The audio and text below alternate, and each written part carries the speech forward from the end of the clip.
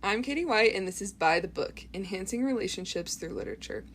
My mission here at By the Book is to connect you with books that foster personal growth and strengthen relationships with family and friends. I believe the best relationship advice is already out there, and I'm here to help you discover it. Today we have my friend Annie Hansen, formerly known as Annie Moore. She's just married to Morgan Hansen and is so excited to be starting her life with him. She's a finance major at BYU Idaho and graduates in the fall. She's interested in pursuing a career in financial planning, working with people to use her academic experience to bless lives financially and personally. Her and I met at the CrossFit gym here in Rexburg, and she recently just won a weightlifting competition on BYU Idaho campus. So, welcome and congratulations on your win. Thank you, Katie. I've been so excited to be here. Thank you for having me. Yes, I'm so excited to hear your thoughts. Okay, so before we get into the meat of the podcast and talk a little bit about the book you chose, I want to hear about a peach and a pit of your life recently, a sweet part and a hard part. This is so fun. My peach is that I recently started coaching at Teton CrossFit, and I've been feeling really strong lately. And a pit is that since I graduate so soon in the fall, I've been having a hard time finding a job that I really want to pursue in Rexburg. Yeah. So I've been searching, taking proactive steps, but it's been a little scary. Yeah. But I know it'll work out. Amen. Life after graduation is kind of wild. It's just like your whole life is prescribed for you. Like first grade, second grade, third grade, like graduate high school, go get a degree, and then you're like, what's next? That's so true. So you are charting uncharted waters. I'm being brave. Yeah, you are. So proud of you. Okay, Annie, well, let's get to which book you chose to talk to us about today and why. I chose to talk about The Power of Showing Up because it's a book that I've read that my therapist recommended to me. I'll tell you a little bit about the authors first. Yeah. There are two authors that co-wrote it together. Dr. Tina Payne Bryson is a psychotherapist, and she's the founder of the Center for Connection, which is a multidisciplinary clinical practice, and she specializes in child development, parenting, and attachment sciences. She wrote it with Dr. Daniel J. Siegel, who's a professor of psychiatry at UCLA and is the co-director of UCLA Mindful Awareness Research Center. He's known for his work in exploring how relationships and the brain interact to shape our lives. So, two very influential names in the industry. They've written 4 books together, actually. Oh, wow. I know. So, The Power of Showing Up, The Whole Brain Child, No Drama Discipline, and The Yes Brain. So, it's all about the brain and child focused, but it's also about ourselves and how we can reflect on ourselves to set our children up for success, if that makes sense. Yeah. I read this book hardcover so I could annotate it, but in preparation for this, I listened to it on Audible, and they're the ones who narrate it on Audible. Oh, wow. Isn't that cool? I love that. So, right from the source. I chose this book because it gave me a lot of hope in my journey to eventually become a mother. Because, believe it or not, there was a time in my life where I wasn't sure if I wanted kids. Because I know how big of a responsibility it is. Right. And I knew that if I was going to take on that responsibility and bring a kid into this world, that I was going to do a good job. Or the best job that I could. Yeah. You know? So, reading this book gave me hope that there are tools that are going to help me do the best that I can. Reassured me that I am not perfect. No parent is. And gave me a lot of tools to show up for them, like the title says, the best that I can, and how to do that. I love that. That's so beautiful. I've actually heard of 2 more of those books, the Whole Brain Child and the No Drama Discipline. My mom loves those books. Really? She talks about them all the time. They are on my to-be-read list, but I've only read The Power of Showing Up. That's awesome. So. Well, the power of witnesses, right? You said these authors are good. My mom said they're good. They must have be a good taste. I'm excited. Okay, well, let's move along. I want to hear how you were. Well, you already told us how you were introduced to the book through your therapist. Was this like something you were talking to your therapist about as far as like not sure if you wanted to be a mother and she was like, okay, you should read this book? Or kind of how did that conversation come to be? That's a great question. I started going to therapy before I got married because I wanted to learn the tools to prevent some of the things that might happen in marriage if you don't have the tools and the self-awareness. Right. So he was like, you should read this book because it's good and tells you about how to interact with your kids and show up for them the best way that you can. Mm-hmm. But it also allows for a lot of reflection on yourself, because in order to process your childhood and start with a clean slate, kind of, you have to be able to look at your childhood, see how your parents raised you and what attachment style you have to them, mm-hmm. and proceed with the history that you have to your children, because it is generational, like a lot of habits are. Oh, for sure. So he recommended that I read this and reflect on the way I felt with my parents, and also learn the tools that I can use on my future children. I love that. Does that make sense? Yeah. That's something that's been coming up a lot in these podcasts that I've been recording, and just like in conversations with friends and family, is the importance of reflection and the importance of almost like scheduling it in, because it doesn't really happen if, like, at least in this day and age, if you don't make time for it. It's just so easy to like fill up time and fill up space. And so I think that that's just super powerful, that just this emphasis on reflection, that we need to be deliberate about it. And then I also really loved what you said about reflecting on our own childhood and how that went and what we liked about it and what we didn't like about it, because something that I think we can all probably attest to is that if we don't make a deliberate choice about how we're going to be different than the generation before, we're going to do things probably the exact same way or an extreme opposite that also isn't beneficial. And so I think that that's just super powerful, that you're taking the time to look at your own childhood and how your parents parented you and be like, okay, what went well? What didn't? What do I want to create again with my own children one day? What do I want to maybe change? But then just being open to that changing as well. And so I think that that's really beautiful, and definitely is a gift to your future children, that you're just working on that now to be the best mother that you can be. So I just think that that's super inspirational. Thank you for saying that. Yeah. It is true study, and it takes a lot of brain effort, and it's an investment of sorts. Mm-hmm. So yeah, I like what you said. Thank you for saying that. Yeah, of course. Okay, well, we've got to the part of the podcast where Annie's going to teach us about a main principle the book teaches, some of her takeaways, and how that relates to relationships. So I'll let you take it from here. Absolutely. I've extracted some of my favorite quotes. There are too many to say all of them, but I will say that this book gave me a lot of hope. It was really overwhelming, the amount of hope that I got from this. And it starts out by reassuring the reader that they are not perfect. No one is. No one expects that of you. And reassures the reader that they are going to be provided with tools to work with your human imperfection. So I was immediately already feeling really understood. And I was like, okay, so maybe I'm not crazy. The first quote that really stuck with me is 80% of success is just showing up. And what the book means by showing up, I'll give a little example. Mm-hmm. The inevitable is going to happen when you are talking with your child, trying to get them to do something like doing the dishes or something, and they just refuse to do it for an unknown reason, and you finally snap, you lose your cool and say, I've had it. You obviously don't want to do the dishes. You'd rather throw a huge tantrum than do the dishes, so I give up. Mm-hmm. And you walk away. Your child is left feeling hurt and guilty, ashamed maybe, and maybe like something is wrong with them. The book refers to that as an attachment injury, where they're feeling hurt and like they're really not safe with you as their parent or as your child. Yeah.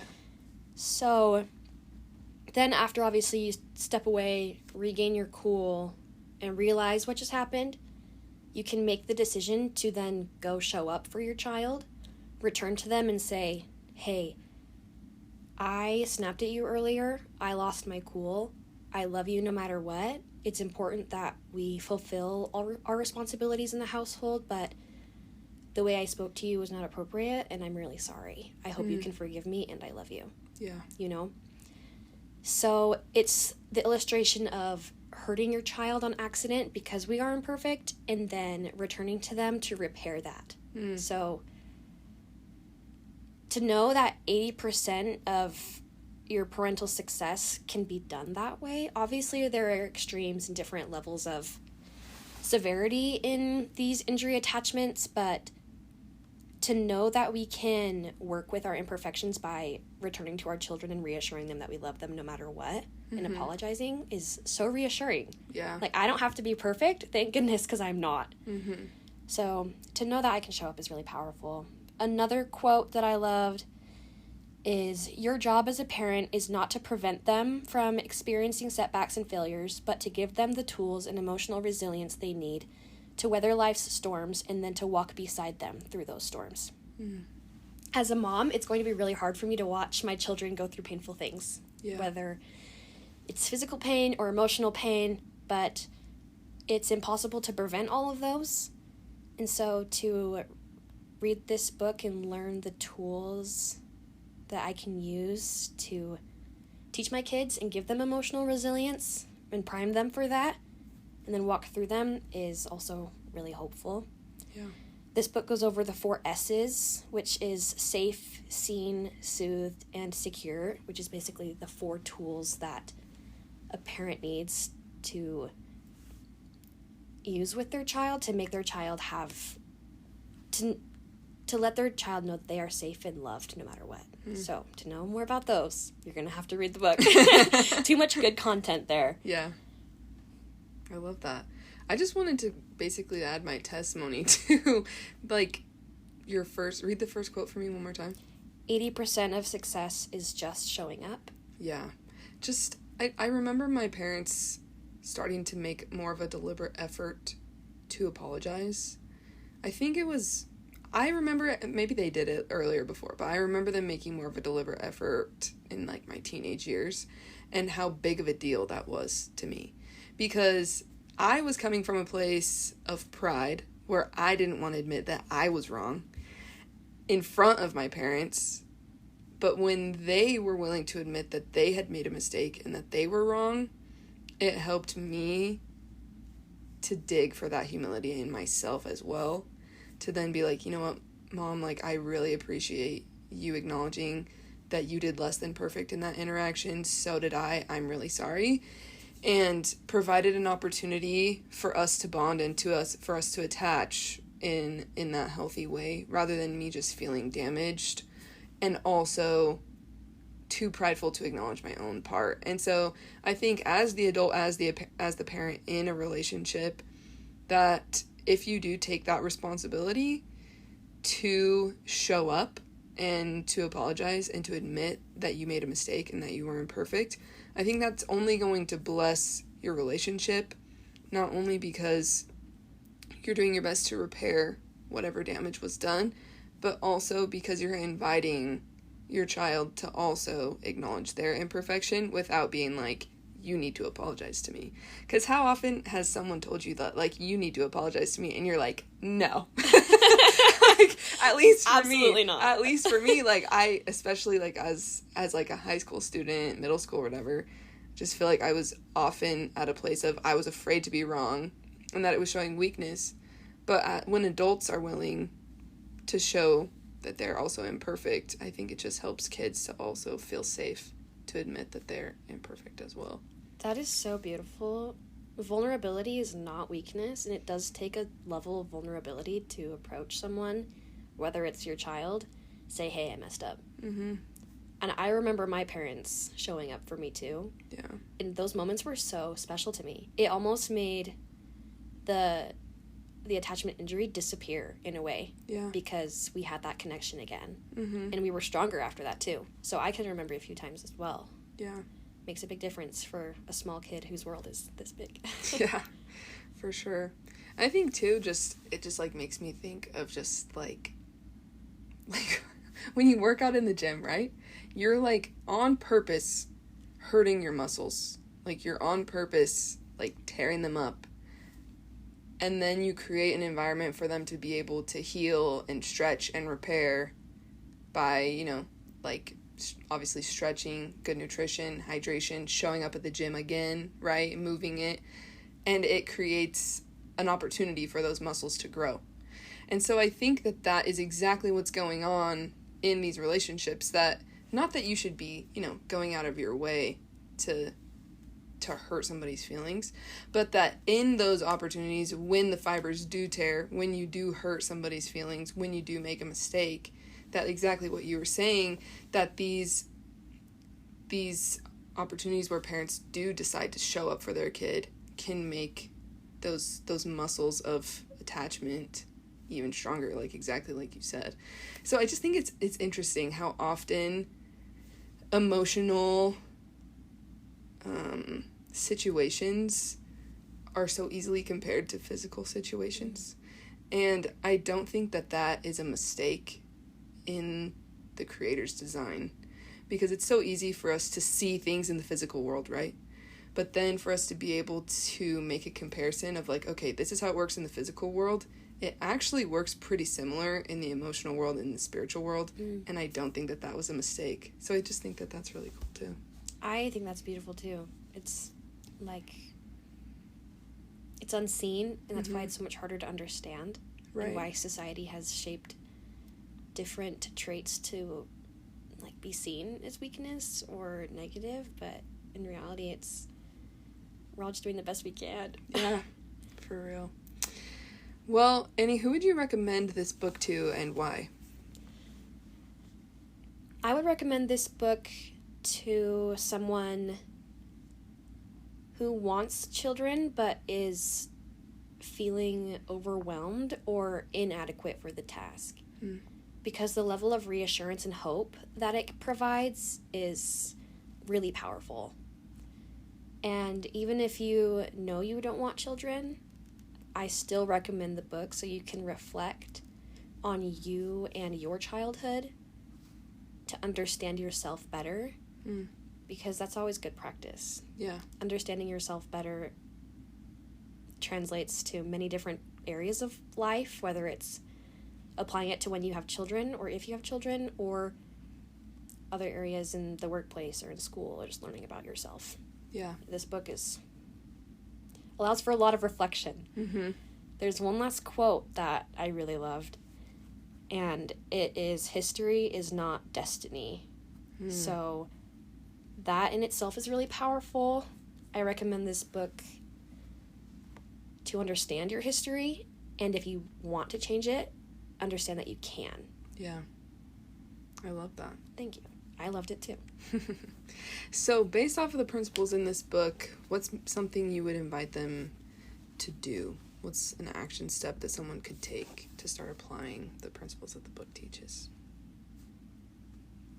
The main takeaway that I can illustrate right now is show up the best you can in whatever relationship. This isn't just parent-child, caregiver-child. You can show up for your friends. You can show up for your family, for your spouse. Repairing any injury or hurt that you are a part of in any relationship will make it stronger. That's an action step that I derived from the book. And even show up for yourself. Yeah. And like you said earlier, dedicate the time to do that and to heal the way you need to, whatever that looks like for you, whatever you're healing from. Show up for yourself, show up for others. I love that. Show up. Okay, is there anything else that you want to add before we wrap this up, Annie? No. Okay. What about you? Well, I'm just really grateful for your willingness to be on the podcast. I think sometimes when I ask people to be on the podcast, they get a little bit nervous. And you were just really brave, and you had a book that you wanted to talk about, and I'm really excited to read this and to reflect on my own childhood and just take that time to decide to be different or decide to be the same, you know? To both. Just be deliberate about that reflection. Be intentional. Yeah. That being said, thank you for having me. Thank you for hosting this podcast. Of course. for being a professional in your industry, because I can't wait to see where this goes and where you go. Oh, thank you so much. I really appreciate that. I appreciate you. Well, thank you to our audience for joining us today on By the Book. We hope that you've enjoyed your time. The link to the book on Amazon and Audible will be in the show notes. As a reminder, Annie told us that the authors do narrate it on Audible, so that's super fun. Let us know in the comments if you end up reading the book and your main takeaways. Next week's podcast will be released on Tuesday at 7 a.m. Mountain Standard. Follow us on Instagram at By the Book with Katie for updates and more info on these great books and our incredible guests. We'll see you next time.